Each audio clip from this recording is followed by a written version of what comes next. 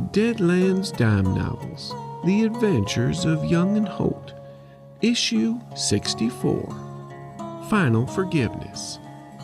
I'm your narrator, Ernest Wick, intrepid reporter for the Tombstone Epitaph. In this issue, Porter and Joshua, separated by some supernatural force, find themselves in the fight of their lives. Porter is facing down a vengeful Ananbelle, a creature bent on feeding him a poisoned meal. And Joshua is battling the two-faced woman, who is trying to cripple him with horrible memories from his past. They've been given as good as they've been getting, but I have a feeling something is about to break, so we best see where they're at. Intangible, you can feel it in the air. They're standing up on end, you know there's something there. In the shadows, hiding out of sight.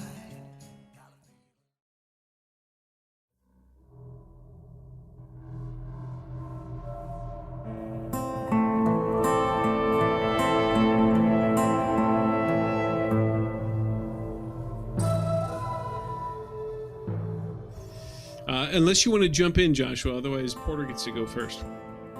Nope, Joshua's going to jump in after Porter.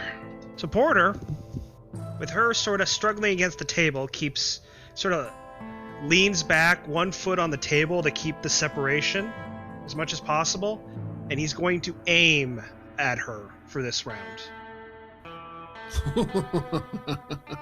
Nice. Oh my gosh. Okay, perfect. Oh, also, I need to roll 1d8 plus 2 to see how long the eagle eye lasts. Also, did you roll your damage on the rest of the burning? No, he did not. I was just about to say that. You need to roll another 2d8 plus a d6. Alright, so first is eagle eye. Oh, well, until the end of combat, essentially. And then, what was it, 2d8? 2d8 plus a d6, because you did get it with a raise. 10. Again.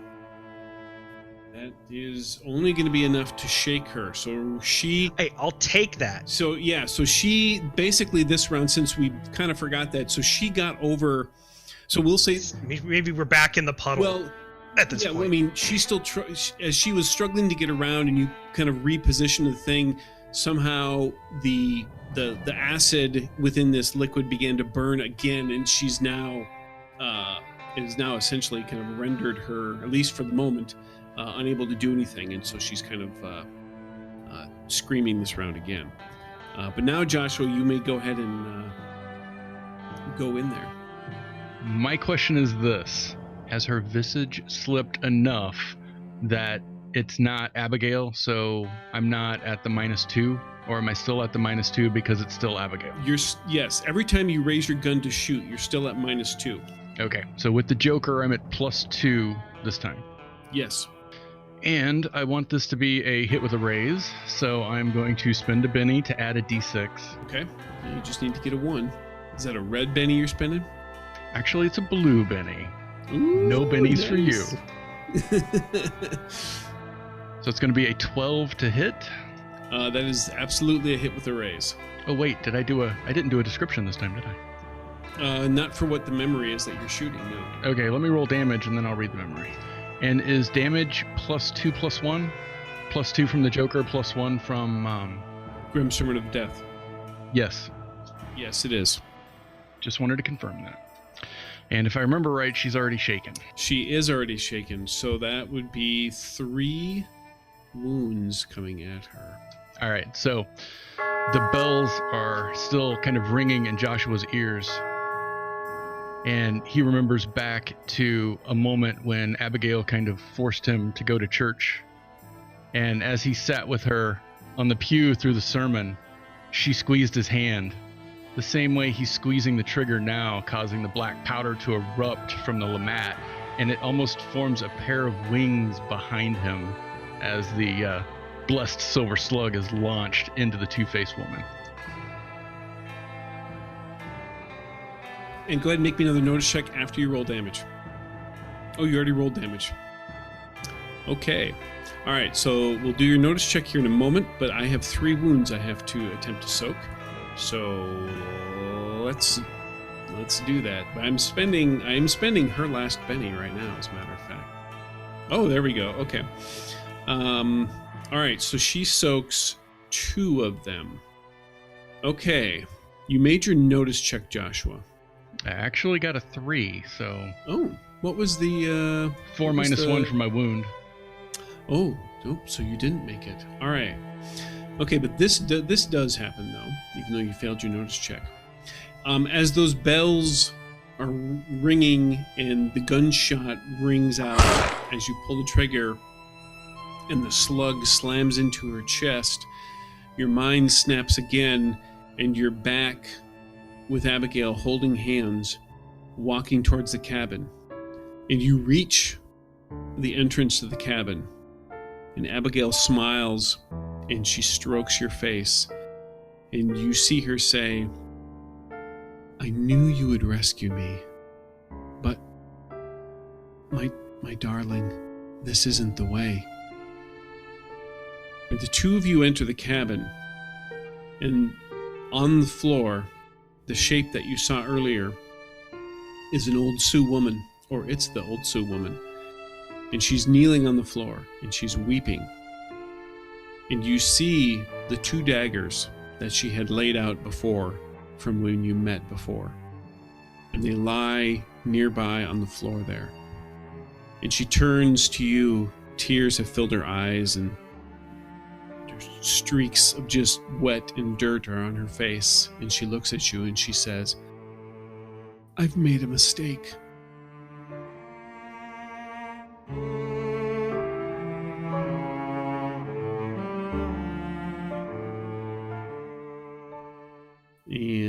And we're back to me. All right, so that was her action. She suffered a wound. So is she shaken? So she suffered a wound, so she's still shaken. So now I have to recover from being shaken. All right, which she does. When you hit her with the slug, her body basically bent in half at the middle of her spine and just kind of like rocked backwards. And you hear this series of clicks as bones snap, and she comes back up. The dagger has flipped in her hand, and now it's in a stabbing motion, and she just simply stabs out and slashes across as she makes another attack at you. And now I believe your toughness bonus is gone, right? Because the Joker has been drawn? Correct. So I'm just at 7 now instead of 9. I tried to make the Joker count. 3 wounds, not enough. The slash comes out, but you somehow now feel emboldened, whether it's the benefit of these positive memories maybe outweighing the negative ones. Maybe it is the way in which she stroked your face, but the knife blade comes out. You sidestep it as you move closer to her. All right, Porter. Now Ananbelle is going to attempt to unshake. All right, she is going to make another athletics test because she wants to make you suffer. Actually, this would be an opposed fighting roll. So, so roll fighting, Porter. We'll do it this way. Ooh, is that a crit fail? Oh, well. Okay. So you're desperately trying to aim and get the shotgun, and she literally shakes, and with a foot, one of her feet, she hooks it around the table and throws it out of the way, and it smashes into pieces against the bar. And you do a very stereotypical Porter thing where you didn't let go of your aim, so you still have the shotgun pointed, but your head looks towards where this thing was broken at the breaking against the bar, and you look back and relock in your aim, and she has moved behind you, and you've essentially kind of tracked the gun behind, but she gets behind you, and her head wrap has come around your throat, and she has pulled tight, and you just feel it just grip your throat like a vice, and you catch just a little bit of air as your airways are cut off, and she just pulls, and she says, "Don't worry, I'm not going to break it because I still need to feed you." And you kind of can sense that she shakes her head, and this slug plops out of her head and goes in front of your vision and just lands with a right basically at your crotch where you're sitting here on the floor of the bar. And this wet, slimy, deep maroon thing just kind of looks up at you and looks like it's going to start crawling up your body and going into your mouth. And let's see here. All right, what's your toughness? 6. 6. All right, you are shaken at the moment. Okay. Can I spend a Benny to get rid of that? You can spend a Benny at any time to get rid of the shaken. Even after I've rolled? Even after you've rolled. Yep, even after you've rolled. A new round. This could very well be the last round. You haven't lost your aim, though, Matt Porter. Porter gets a king of diamonds. Ooh, Joshua, 2 of clubs. And me? Oh, queen of clubs. All right, so Porter, you have... Ananbelle is choking you with her head wrap. You have this bizarre-looking slug thing. It's starting to climb up your pants. You still have the shotgun in hand. I do.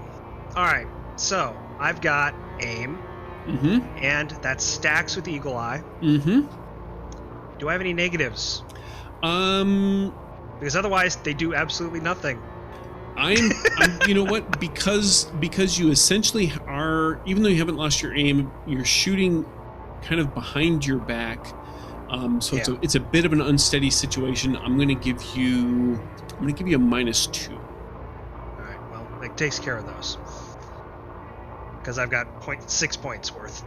Gotcha. Also, when shooting at short range, I get +2 to the shooting rolls. All right. So Porter is going to shoot at Ananbelle with both barrels of the shotgun. All he needs a 4. You got a 5. Oh wait. Were you calling shot to the head? I am. It is called shot to the head. That's what the aiming was for. Right. That's what I figured. That wiped out all that. Yes. Also, I need to roll to be unshaken. Oh yeah, right. Oh yes.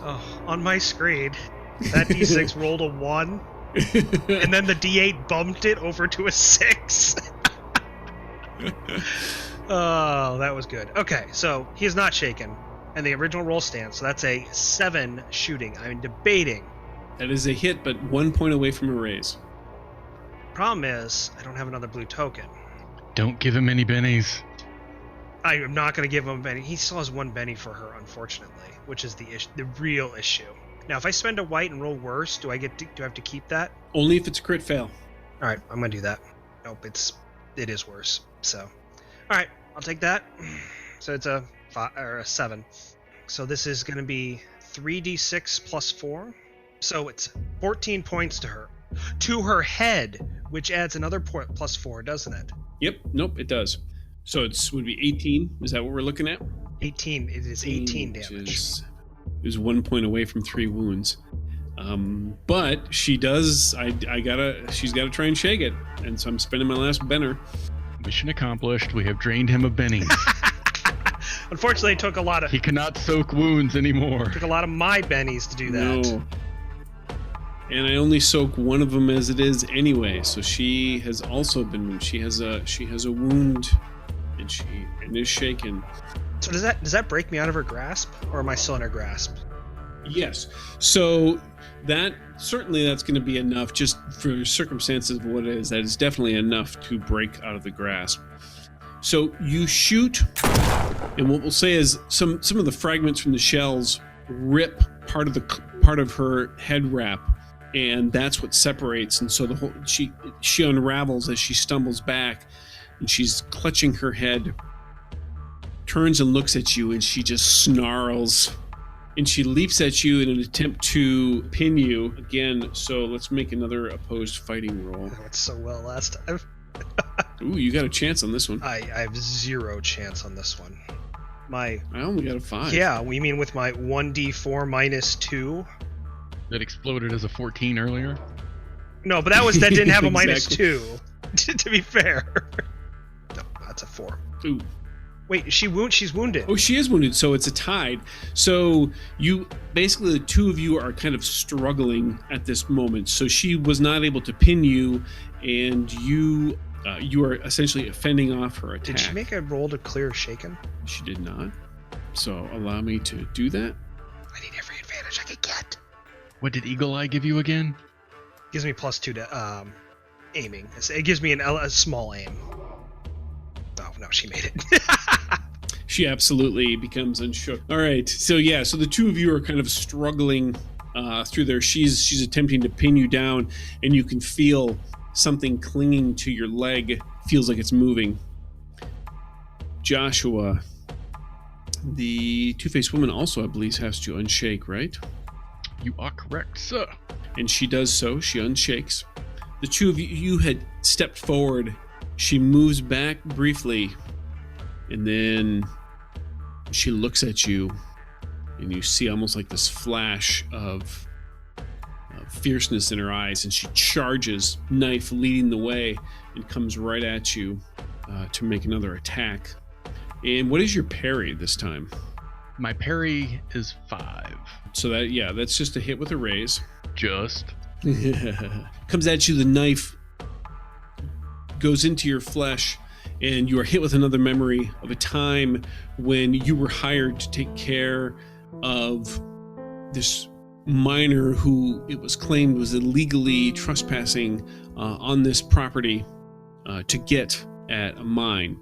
And rather than go in there and just get rid of him, you were angry, you were ornery, weren't very happy with things, and you were just supposed to go there and threaten him. And instead, you walked straight into the mine. He looked up at you, asked you simply, "Hey stranger, what can I do for you?" And without hesitation, you reached up, you shot him. He collapses on the ground, and he's bleeding, and he's kind of spitting blood, and he just looks up at you like, and he reaches for something in his pocket, and he pulls it out. He opens his hand and puts it towards you. It says, give to my daughter, please." And then his hand drops down, and he coughs up a little bit more blood, and his eyes blink slowly shut. And now let's do some damage to you. Only 6, which does not beat your toughness, and you are not even shaken by this at all. So the blade stabs in, and you just kind of push the two-faced woman back, and she stumbles backward and looks down at the blade and looks up at you. You don't think I live with these memories every day?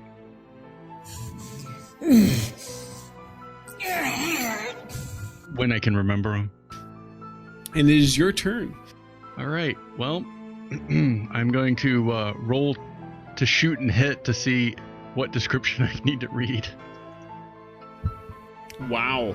That is a hell of a good shot. I think an 18 is a hit with a raise. A hit, yes, most definitely. And 19 on the damage roll. Ooh, boy. Okay. Now, just so you know, because there's a little bit of story that's got to go along with this. This will not... It's certainly going to incapacitate her, but it will not kill her. Okay, good. It's not the end-all description either. This is from the Wishbone charm. All right. The sound of the cracking bones that the two-faced woman has been as she's been moving, the cracking and the creaking of her joints, and now that she is stabbed and backed away, you still hear the popping of the joints, and that draws Joshua into a memory of cleaning up after Thanksgiving dinner. And he's pulling the rest of the meat away from the carcass of the holiday bird as he feels Abigail's arms wrap around him in a warm embrace. And he pulls out the wishbone, holds it out, gives Abigail a kiss. She grabs the opposite side and pulls. And that crack of the bone is echoed by the gunshot and the sickening sound of the bones cracking as the bullet impacts into the two-faced woman. Excellent. And her body stumbles to the ground and lays there. And she tries to get up, but she can't, and she rolls over and looks at you, and you see blood spit out from her mouth. And you take a couple of steps forward, and your mind is hit with another image, and you're back with Abigail, still holding her hands in the cabin. And the old Sioux woman has turned, and she's crying, and she's said to you, "I've made a mistake." And then she continues. She says, "In my grief, I was tricked. He tricked me. I only meant to help her." And her hand goes up and gestures towards Abigail. "But his trick made me consume her." And then she looks at you and she says, "But we can trick him." And she turns and she reaches for one of the knife blades, and the other appears in your hand, as your free hand, as you're standing there with Abigail. The Sioux woman says to you, she says, "Don't let him kill you first." And she places her blade on her belly, and Abigail looks at you, and you turn and look at her, and you see a tear rolling down her cheek, and she says, "I don't want you to have to carry this burden if you don't want to. I love you, and I forgive you." And you look back down at the Sioux woman, and she says, "Cut yourself with the other blade, and she'll be free, and he will be imprisoned. He will be tricked." But then Abigail turns your face back up, and she says, "But you don't have to do this." And then your eyes refocus, and you're staring back at the figure of the two-faced woman lying on the floor. New round. Porter with a 9. Joshua with a 5. I got a 3. So, Porter, you get to go first. Okay. So, Porter's fighting her off. He's got, like he was doing the time, he's got his foot planted against her as she's stretching that out towards him, trying to keep her at distance. He's got the slug crawling up him. He luckily has his hands free, and he's quickly reloading the shotgun, which he can do. I looked it up. Clacks it up and doesn't aim this time. He just shoots right at her head. Yeah, called shot. Called shot head. It'll be at a -2 because he still has the aim from the drink. And it's all down to the dice. Come on, dice, don't fail me. Oh! Yes! It's a hit! Oh, wait, it would have been +2 with the shotgun. So, also, aim plus, because of the shotgun, when you fire it, it's +2 because of the spread. So is the final an 8? So the final would then, no, it's going to be a 6. I didn't is add the still a minus 6. 2 to that. Yeah. Okay, all right, because it would have mattered. Yes, I know. But I can still... That's still 3d6 plus 8 damage. Yeah. Oh, would you like to use your last Benny to re-roll? No, it's still 14. Oh, it's still a 14, right? Because Oh, it's yeah. plus 8 damage. But you got a 1, 2, and a 3. I mean, you know. Yes, but my last Benny is a red Benny. So I think I will hang on to that until I need to soak something. Okay, just so you know, you're 1 point away from giving her 2 wounds. I'm going to spend a white Benny for Porter. All right. You can do that. You can do that. You guys are bonded. Up to 16. There we go. All right, so that's 2 wounds coming at her. I do not have any bennies to shake, so that is 3 wounds. And she is shaken. All right. So 1 more to take her out. Yup. Before we go a little further, I want to ask... I kind of want to ask about the nature of this place, but Okay. that we're in. Because I've got a card here, and it could really help Joshua. Okay. Well, should I step away while you guys discuss it? Yeah, you can go ahead. I have a card here that will let me take up Joshua's wounds and heal him. Oh, okay. I would almost wait and see what ends up happening on his action. Okay. I wondered if that would be sort of the thing that this place would kind of, because he just used his luck to help me, Right. and so You're technically, I guess, because physically we're probably you guys still are sitting in the... right next to each other. Yeah. But, yeah. So you still have that connection. Okay. I will wait then and hold All right. it and surprise him. All right, Joshua, it is your turn. Even though it is your turn, do you understand what they were trying to communicate to you? So, I'm not sure if it was the two-faced woman talking or if it was Abigail talking, but it was we can trick him, cut yourself, and bear the burden. But she doesn't want me to have to bear the burden. Yes. So the Sioux woman, as opposed to the two-faced woman, the Sioux woman told you exactly that, and Abigail essentially had said, you don't have to do this because I forgive you, I love you. So the knife has appeared in one of my hands. I've still got my pistol in the other hand. Absolutely. And you look over, and the two-faced woman is trying to get to you. You can't save her. If you kill me, she will suffer. I will take her with me. So I think Joshua's going to do a multi-action. Ooh, okay. He is going to pull the trigger on the two-faced woman as well as cutting himself with the other knife. So he's going to start off by cutting himself with the knife and then ending it. At least that's what he's going to hope to do instead of probably making matters worse.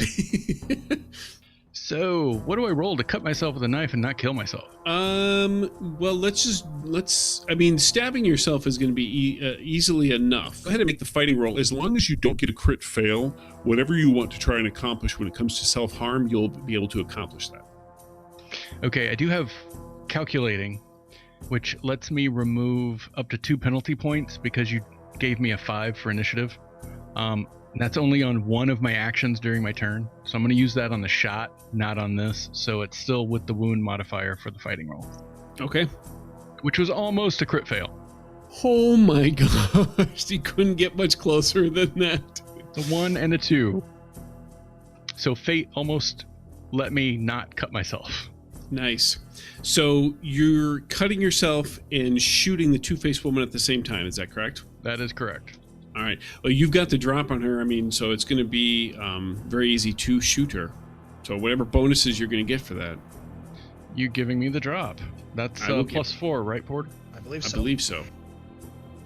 And since I've got the, I'm going to use the ignore 2 points of penalty since she looks like Abigail. That's going to be a total of a +6 on the attack. Or is that only damage for the drop? +4 to attack and damage. Oh, wow. Look at that. There we go. So hit with the raise. Hit with a raise. So it's going to be 18 points of damage. And let me read a description unless... No, go ahead. Read your memory. I'll tell you what happens after.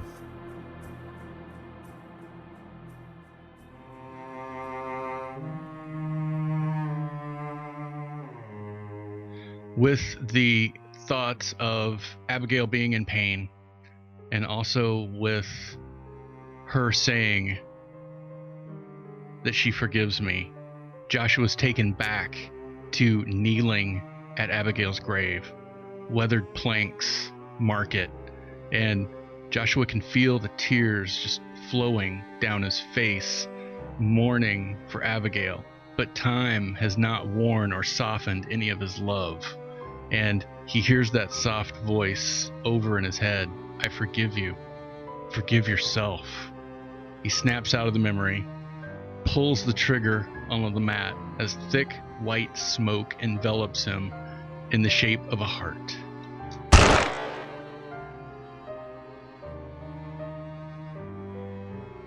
This essentially happens simultaneously because you timed it just right. You pull the trigger and cut yourself. You realize as you're doing this, you are essentially opening up yourself to trick whatever is actually controlling and had tricked the Sioux woman to come into you. But it still needed a living body to do so, and you have ended that living body at that same time.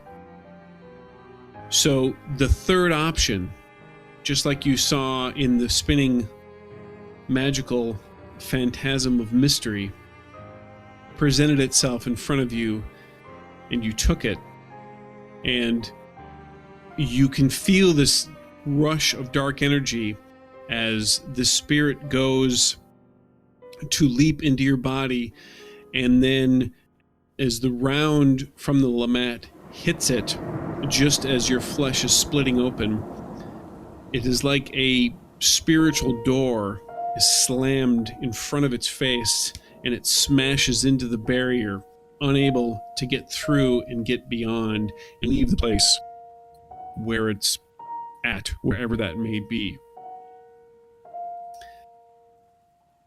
Your mind turns inward, and you're back at the cabin. You look and you're staring eye to eye with Abigail. And she looks at you, and she smiles, and she places a hand on your cheek, and she says, "You are always so clever." She begins to fade from existence. As she's fading, you turn and look, and the Sioux woman has stood up, and she looks at you, and she speaks to you in her language, which you understand, and she simply says, "I am so very sorry. I am so very sorry." I look at her. I am sorry too. We can both move on, for we both now have forgiveness. As she goes to place a hand on your shoulder, it begins to get wispy and translucent, and it also fades away. And as you take one final look around the cabin, and all of the memories, you see flashes of you and Abigail as you're looking around. The cabin begins to disappear bit by bit as memory passes, and the field around you passes away. And then you find yourself in this swirl of fog once again.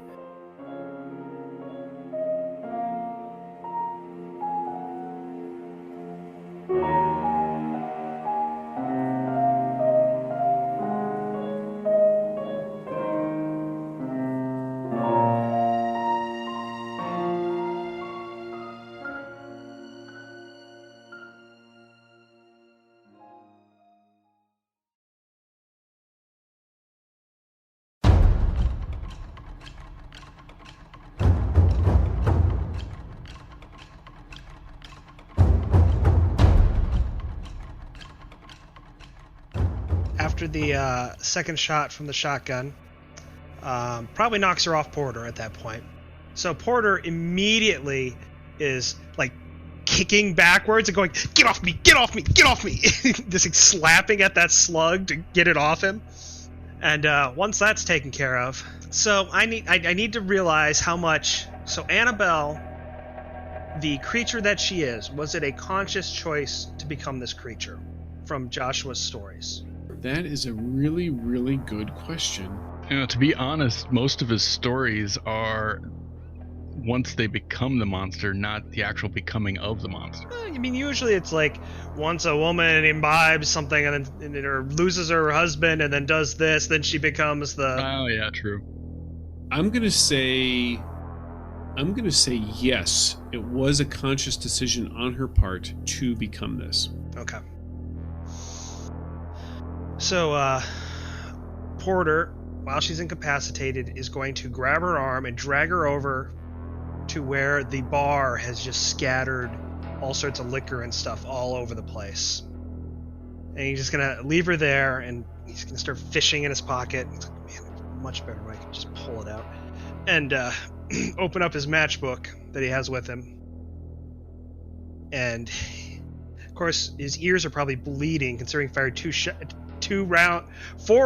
four slugs of shotguns right next to his head, essentially. She's lying in all the alcohol. Actually, Porter's even just going to dump one on her to make sure. Yeah, he's cautious, okay? And you could see the slugs begin to writhe and squirm, like putting salt on a slug. They're just squirming around, and she starts to hiss and scream as you do that. So Porter, and he sees that, and he's got this look of disgust as he strikes the match. He says, "I like my sandwiches grilled." Drops the match on her. It bursts immediately into flames, and you can hear her howls and her screams as the flames crackle, and she flails about briefly, but the smoke from the fire begins to kind of overwhelm and overcome you, and soon you are lost in the haze, and the sounds of her screaming fade, and you too find yourself in this hazy bit of fog. And as you blink your eyes, and as Joshua, you blink your eyes, the fog begins to clear, and you're back inside the tent, and the last of the people who are in here watching the show are getting up and leaving. There's only merely a handful of them left. There's some faded clapping from the few who do remain, and Professor Eustace, she's standing there as the last few people leave, and she comes and she walks up to the two of you, and she looks. "Did you enjoy the show?" So Porter, as she says that, immediately leans over and pukes.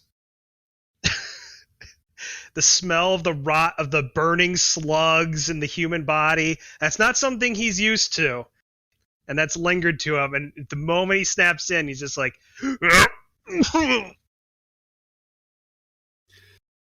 And Professor Eustace steps deftly out of the way, and then she looks at you, Joshua. "I'm going to take that as a no." Yeah, Joshua just looks up at her. He's got watery eyes, not really holding back a tear, but this kind of somber expression on him. "Ma'am, right, nice work." Thank you. I hope that your friend feels better. If it does anything for him, it's not the first time this has happened. Sometimes the spinning images can cause stomachs to spin. And she looks back at you, Joshua. I'm glad to see it touched you so. She flips out her handkerchief and offers it to you. "Exits this way, gentlemen." As Joshua's exiting, he will pull out his Lamat and spin the cylinder to see if it's been fired. It has. And he'll just slowly put it away. and then help Porter out. Thank you. You step out of the tent back into the cool evening Denver air, and the cold is sharp and crisp, but it feels good to both of you. And you look up, and the last of the few flakes are falling. And as you look down the street and your eyes begin to go upward, you can see that the clouds are breaking and revealing a beautiful star-filled sky. In the distance, you can make out the bright flicker of two stars that seem to almost pulse with a certain rhythm, as if they're almost staring right back at you.